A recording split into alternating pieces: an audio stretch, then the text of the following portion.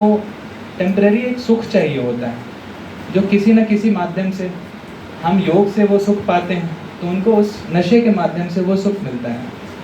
अल्पकाल के लिए ही मिलता है, लेकिन मिलता है। इसलिए लोग नशे से इतने अटैच हो गए हैं, उसको छोड़ना नहीं चाहते हैं। पहले स्टार्टिंग जब नशे का होता है, जब कोई नया व्यक्ति करना स्टार्ट करता है, तो वो एक दुख की फीलिंग के साथ होता है। एक बार लिया, ठीक है, ओकेजनली लिया, फिर जब भी वो दुख की फीलिंग आएगी ना, उसको वो खुशी वाली स्टेट की याद आती है कि नशा किया था तो इतना अच्छा फील हुआ, फिर वो दोबारा उसमें जाएगा। और ये जब आदत बन जाएगी, तो आज हम देखते हैं दुख के ओकेजन्स पे तो नशा ज़रूर करेंगे, हर सुख के ओकेजन पे, किसी की शादी हो, कहीं घूमने गए हैं, स्पेशली यूथ्स में, नशा नहीं है तो करने क्या हो यहाँ पे, ऐसा हो गया। आज से कुछ अगर डिकेड्स पहले हम देखें, ऐसा था कि लोग रिएक्ट करते थे, आप पीते हो? अभी कैसे बोलते हैं, आप नहीं पीते हो? अब न्यू नॉर्मल हो गया है पीना, और जो नहीं पीता उसको एक अलग नज़र से देखते हैं, क्यों नहीं पीते हो? तो समाज हमारा इस स्टेट में आ गया है। क्यों? क्योंकि सुख का सही साधन मालूम नहीं है, और कहीं ना कहीं एक अज्ञानता है नशे को लेकर, कि हम समझ नहीं पाते कि इससे हमें किस प्रकार की हानि हो रही है। कई लोग नशे करने के और भी कारण होते हैं कि हाँ, सोशल गैदरिंग्स ऐसी होती है जहाँ मान लो किसी में हमारे जितनी दृढ़ इच्छा नहीं है सपोज, तो वो सोचता है चलो सब इतना कह रहे तो एक बार पी लेते हैं, ऐसे मैं नहीं पीता हूँ। तो एक बार पीना कब बार बार में चेंज हो जाएगा वो कह नहीं सकते। तो नशे के बहुत सारे ऐसे कारण बन जाते हैं। सुख क्यों मिलता है नशा करने से?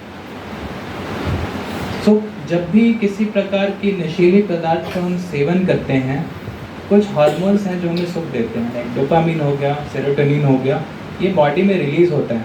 ये वही खुशी की फीलिंग देते हैं जो हमें नॉर्मल खुशी किसी अच्छे ओकेज़न पे मिलता है, किसी अच्छे कार्य को करके मिलता है, या कुछ अच्छा देख कर मिलता है। तो ये हार्मोन जब सीक्रेट होते हैं ना, तो एक आर्टिफिशियल हाई फील होगा आत्मा को, वो लगेगा सब कुछ बहुत अच्छा है, एकदम कुछ पल के लिए ही सही, लेकिन वो बहुत आनंद की अवस्था में चला जाता है। तो यही मुख्य कारण होता है किसी भी नशे करने। चाहे शॉपिंग करके भी कई लोगों को खुशी मिलती है, ज़रूरी नहीं कि वो किसी प्रकार का बीड़ी, तंबाकू या शराब हो, सुख उसमें मिलता है। तो अब सवाल है कि सुख तो वो भी ले रहे हैं, सुख लेना तो कोई बुरी बात नहीं है, तो क्या बुराई है इसमें? प्रॉब्लम बस ये है कि वो सुख कुछ क्षण का होता है।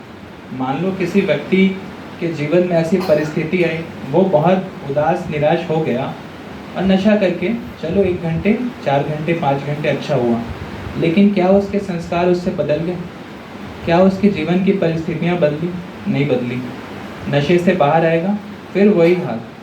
ये कुछ ऐसा हो जाता है, मान लो एक सोने का कुछ बिस्किट रखा है, बाहर रख दिया हमने, कई साल हो गए, उस पर धूल की मोटी परत जम गई, फिर हम उस पर गोल्डन कलर का पेंट लगा के उसको पेंट करेंगे कि वापस वो सोना चमकने लगे, लेकिन चमकना तो उसकी ओरिजिनल नेचर थी ना।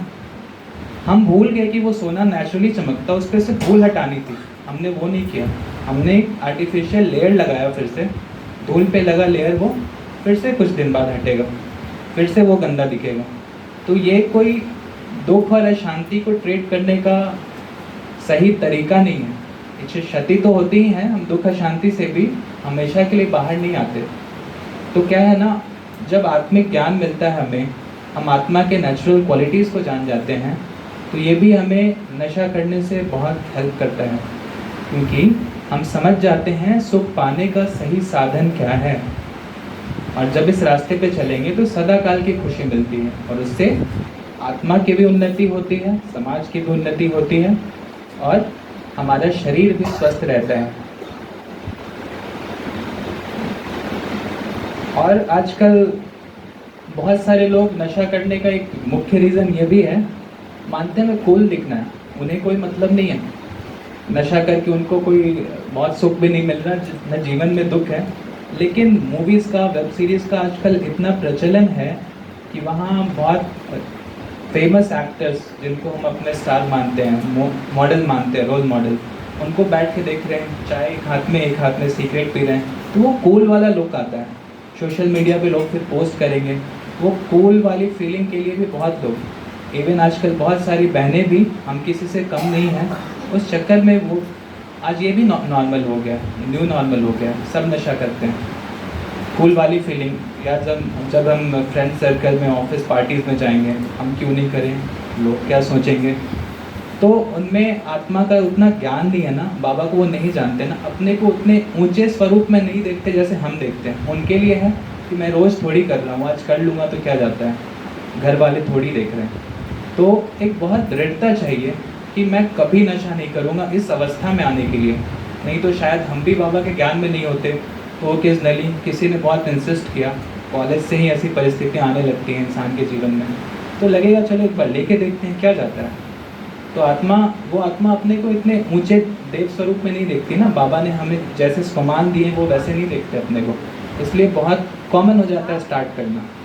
और स्टार्ट हुआ तो वो कब रिपीटेडली चलेगा वो हम कह नहीं सकते। आजकल नशा से देखें तो संसार में डायरेक्टली और इनडायरेक्टली बहुत प्रकार के दुख हैं। टूटते हुए रिलेशनशिप्स शरीर को कितना हानि पहुंचा रहे हैं वो हम नहीं जानते। हम देखते हैं टोबैको के डब्बे पे बहुत बड़ा गंदा सा कैंसरस फोटो बना रहता है, फिर भी खा रहे हैं। तो कहीं ना कहीं हम रियलाइज करते हुए भी उसको इग्नोर करना चाहते हैं। और फिर हम देखिए अनेक प्रकार के झगड़े, रिश्ते टूट जाते हैं, ये सब भी नशा के कारण। क्योंकि नशे में जिस व्यक्ति को ना बस वही दिखता है, उसको उससे ज़्यादा सुख किसी चीज़ में नहीं मिलता, इसलिए बाकी चीज़ों पे वो टाइम देना भी। तो बहुत सारे, इसलिए कई स्टेट्स में गवर्नमेंट ने इन चीज़ों को बैन भी किया है। तो वहाँ काफ़ी डोमेस्टिक वायलेंस कम हुआ और लोगों की मनोदशा अच्छी होती है, वो अपने जीवन में एक नवीनता लाने की कोशिश करते हैं, अच्छे कार्य करते हैं।